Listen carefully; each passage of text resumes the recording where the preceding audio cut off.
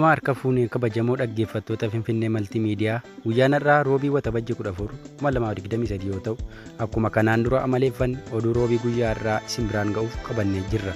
Oduu waliin Anaagaa Jimaatii hanga dhumaatti nufaana turaan affeerraa keenya. Odeeffannoowwan har'aa qabannee jirru keessaa humnoonni faannoo Wallagga Ba'aa Aanaa Kiiramuu jala gandoota jiran guutummaan dhuunfachuuf dararaa hammeessuu isaanii akkasuma dabalataan dhalataan Oromoo Dr. Amaanu'eel Raagaa biyya Noorweey magaalaa Oslootti miseensa mana marii magaalichaa ta'anii filatamuuf filannoof dhiyaachuu dabalatee odeeffannoowwan gaggabaaboo dhimma daa'imman 4 balaa xiyyaaraa irraa of kaluun bosona Amaazoon keessa guyyaa 40 turaniif hedduu dhumarra isin biraan geenyaa nufaana turaan affeerraa keenya.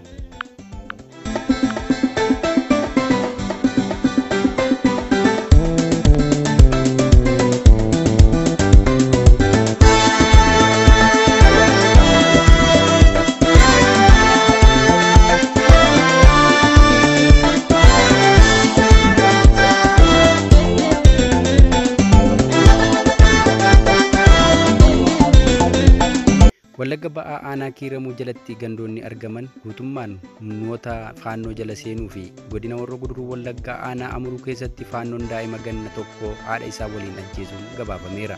Weerara humnoonni Amaaraa uummata Oromoo irratti bananii jiraniin Wallagga Ba'aa Aanaan Kiiramuu magaalaa Aanatti irraa kan hafe guutummaan faannoon dhuunfatamuu gabaasaaleen arganne ifoomsaniiru. Gabaasni arganne akka akeekutti lola kana dhiyeessuun uummanni aanichaas buqqa'ee gara aanota ollaatti godaaneera. Ganna 3 guutuu weerara hidhattoota Amaaraa kanneeniin dhiigaa kan turte aanaan kun qaamni dhimmi ilaalu atattamaan tarkaanfii malu fudhachuu baannaan harka Oromiyaa jalaa ba'uun ishee yaaddoo jiraattotaa ta'eera. Aanaan Kiiramuu waggoota 3 darbaniif aanaa humnoota milishaa fi faannoo Amaaraatiin weeraramaa turtedha. Hidhattoonni kunneen aanichatti lafa weeraruu malees yakkoota suukanneessoo raawwachuu fi qabeenya hawaasaa maallaqa miliyoonaan lakkaa'amu saamuun gabaafamaa ture.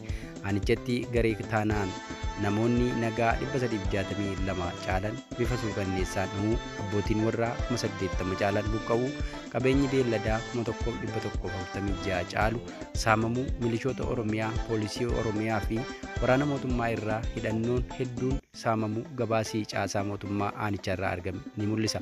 Akkuma himamaa ture hidhattoonni Amaaraa faannoon harkisaa fi deeggarsa mootummaa Itiyoophiyaan daangaa Oromiyaa cabsanii seenuun qe'ee uummata Oromoo keessatti gocha gara jabinaa fi ajjeechaa suukanneessaa wayita raawwatan deebiin gama mootummaan laatame dhabamuu inumaa akka rakkoon uumameetti callisaaf filachuun daran rakkinichi akka walxaxaa ta'u taasiseera. Kiiramuu alattis humnoonni kunneen godina Horroo Guduruu Wallaggaa Aanaa Amuruu bakka Siidaan jedhamutti dheengadda halkan waxabajjii 11 bara 2023 daa'ima ganna tokko maqaan isaa Dhinsaa Biraasaa jedhamu haadha isaa waliin bakka tokkotti bifa suukanneessaan ajjeesuun himameera. Humnootiin faannoo Amaaraa kunneen waraana mootummaan deeggarsa kan qaban yennaa ta'u waliin waltumsuun kutaalee Oromiyaa garaagaraa keessatti bobba'uun Oromoo fi Oromummaa hundeen balleessuuf ajjeechaa, saamicha, manneen gubuu fi manca'iinsa qabeenyaa raawwachuun gaaga'ama hedduu gaggeessaa jiran. Keessattuu aanota godina Horroo Guduruu Wallaggaa fi Ba'aa Wallaggaa keessatti irra deddeebiin haleellaan raawwataniin miidhaa lubbuu, qabeenyaa fi sarbiinsa mirga namoomaa akkasumas yakkoota waraanaa seera idil-addunyaa cabsan raawwatanii ittis jiru.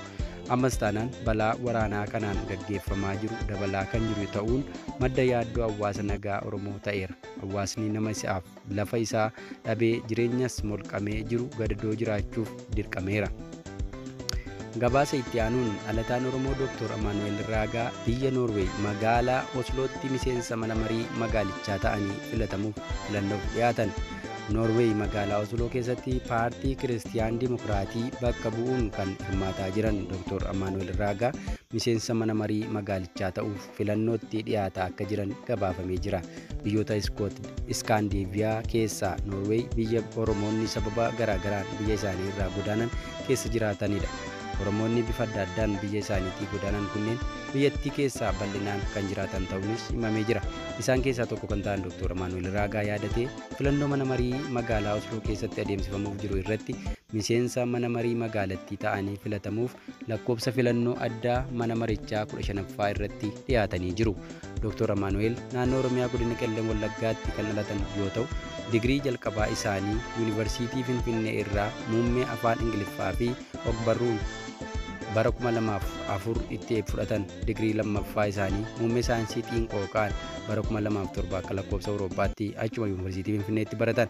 Barnoota digirii sadaffaa isaanii bara 2011 akka lakkoofsa Awurooppaatti kan jalqaban yoo ta'u, barnoota isaanii kanas yuunivarsiitiiwwan adda addaatti baratanii jiru. Bara 2011 hanga 2015 Finfinneetti, bara 2015 yuunivarsiitii Fudan irraa gara yuunivarsiitii Oslootti, bara 2019tti immoo yuunivarsiitii Seelinas irraa muummee saayinsii xiinqooqaan xumuranii jiru.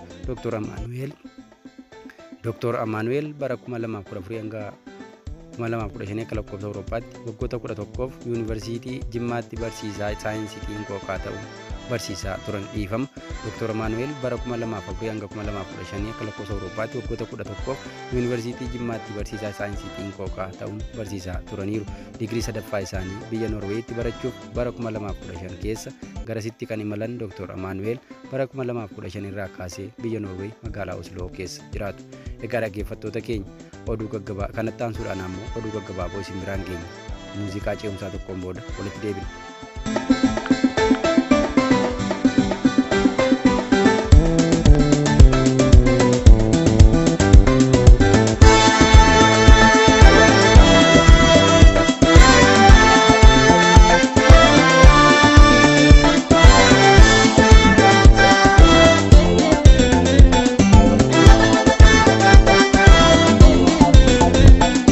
Gabaaboo qabannee jirruun ammoo Ameerikaan gargaarsi namoomaa mootummaa Itoophiyaaf loltoota isaan hatameera jechuun gargaarsa dhaabdee, Itoophiyaan ammoo gama isheen dhimma kana balaaleffattee jirti. Raayyaan ittisa Itoophiyaa gabaasa dhaabbanni gargaarsa namoomaa Ameerikaa USAID'n saamicha midhaan gargaarsaatiin wal qabatee isa himate haaleera. USAID'n ibsa kamisa darbe baaseen midhaan gargaarsa namoomaa rakkoo gaagama namoomaatiif saaxilamaniif harka qalleeyyiif akka ooluuf dhaabbatichi dhiyeessu raayyaan ittisa Itoophiyaa qaamolee mootummaa biroo wajjin ta'uun dhimma ofii isaaf oolchuu qorannoo gaggeessee mirkaneessuu hordofuun hamma haalli kun fooyya'utti gargaarsa taasisu kan addaan kutu ta'uu ibse.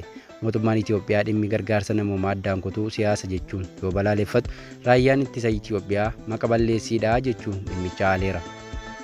Dr. Warqinaa Gabayyoo irra deebiin barreessaa olaanaa IGAD ta'uun filataman. Yaa'ii mana hooggantoota abbaa taayitaa misooma mootummoota Afrikaa ba'aa IGAD 14ffaan guyyaa 2 dura Jibuutitti gaggeeffamee jira. Hooggantoonni fi qondaaltonni biyyoota miseensa IGAD yaa'icha irratti hirmaachuun hojiiwwan IGAD Afrikaa ba'aatti hojjetamaa jiranii fi dubdeebii dhaabbatichi kenne dabalatee dhimmoota adda addaa biroo irratti mari'atanii jiru. Xumura yaa'ii kanaa irratti miseensonni IGAD irra deebiin Dr. Warqinaa Gabayyoo kan kanaan dura barreessaa dhaabbatichaa turan waggoota afran dhufaniif barreessaa olaanaa dhaabbatichaa ta'uun akka itti fufaniif filataniiru. Naayijeriyaatti bidiruun dhidhimuun namoonni 150 du'uun himame. Bidiruun namoota hedduu feetee turte tokko Naayijeriyaa laga Niijar jedhamu keessatti dhidhimuun hedduun du'anii kaan madaa'aniiru jedhame. Namoonni kunneen bidiruu kanaan gara bakka qophii cidhaa imalaa akka turan gabaasaaleen ni mul'isu. Bidiruun kun guyyaa wiixataa kaleessaa bulchiinsa Niijar irraa gara Kiwaaraa imalaa akka turte aangaa'onni naannichaa himan. Oduu gaggabaaboo birootiin ammoo boordiin filannoo biyyoolessaa Itoophiyaa gaaffii abuutu namoonni 4 bakka bu'uun filannoo biyyoolessaatiif dhiyaatan jechuun gaafate kuffise. Boordiin filannoo biyyoolessaa Itoophiyaa gaaffii abuutu namoonni dhuunfaa 4 abuutu bakka bu'uun filannoo biyyoolessaa irratti dhiyaatan jechuun gaafate fudhatama akka hin qabne beeksiseera. Boordicha akka ibsetti namni dhuunfaa maqaan isaa Gabra Mikaa'el Tasfaayee jedhamuu fi namoonni 3 kan maqaan isaanii hin ibsamne abuutu bakka bu'uun filannoo irratti akka dhiyaataniif yaadni abuutu irraa dhiyaate fudhatama hin qabu jedhe. Lammiileen Yuugaandaa bara dhumaa baqachuun Itoophiyaa seenanii turan Yuugaandaatti deebi'an. Lammiileen Yuugaandaa guyyaa dhumaa baqachuun kibba Itoophiyaa naannawaa Nyaangootom qubatanii turan kan jedhaman miseensonni waldaa tokko baatiiwwan booda gara biyya isaaniitti akka deebi'an taasifameera. Namoonni miseensonni waldaa tokkoo fi lakkoofsaan 80 ta'an gara Itoophiyaa deemuun akka nyaata lagachuun soomarra turaniif paastariin isaan amansiisu aangaa'onni Yuugaandaa dubbataniiru. Hordoftoonni amantichaa kunneenis yoo guyyaa 40 sooman Kiristoos waliin wal agartuu jedhamu ibsan. Wayita ammaatti humni poolisii Yuugaandaa paastarii Saayimaan Oppoloot jedhamu kan hawaasaa haala kanaan amansiisuuf yaale to'achuuf yaali taasisaa akka jiru gabaafameera. Kolombiyaatti daa'imman 4 balaa xiyyaaraa irraa ooluun guyyaa 40f bosona Amaazon keessa lubbuun turan. Ta'in ajaa'ibsiisaan kun daa'imman kunneen harmee isaanii fi balaliisaan xiyyaaraa biraa lubbuun yooduu isaan lubbuun hafanii bosona Amaazon nageenya lubbuuf sodaachisaa ta'e keessa bultii 40 miidiyaalee addunyaa hedduu ajaa'ibsiiseera. Laatiin Ameerikaatti maanguddoon duute jedhamte saanduqa keessa osoo hafuura baafattuu baraaramte. Kun ammoo maanguddoon kun du'aa kaatee jedhamuun miidiyaaleen akka gabaasan ta'eera. Biyya Laatiin Ameerikaa Ekwaadoor jedhamtu keessatti kan raawwate maanguddoon ganna 76 Bellaa Montoyaa tasa dhiibamanii hospitaala seenan. Guyyaadhuma hospitaala seenan dooktarri du'uu isaanii maatiitti hime. Firrii gaggeessaa maanguddoo kanaaf taasisaa osoo jiru maatiin huccuu isaanii jijjiiree awwaalchaaf osoo qophaa'u saanduqa awwaalaa isaanii keessaa hafuura baafachuu maanguddoo kanaa dhaga'amuun baraaramuu danda'aniiru. Egaa dhaggeeffattoota Finfinnee Maltiimiidiyaa oduun irraaf qabanne kana fakkaata. Qophiilee keenya biroon hanga walitti deebinutti nagaan nuuf turaa jecha Finfinnee Maltiimiidiyaa sabiskiraayib, laayik, sheer gochuu hin dagatinaa dhaamsa keenya.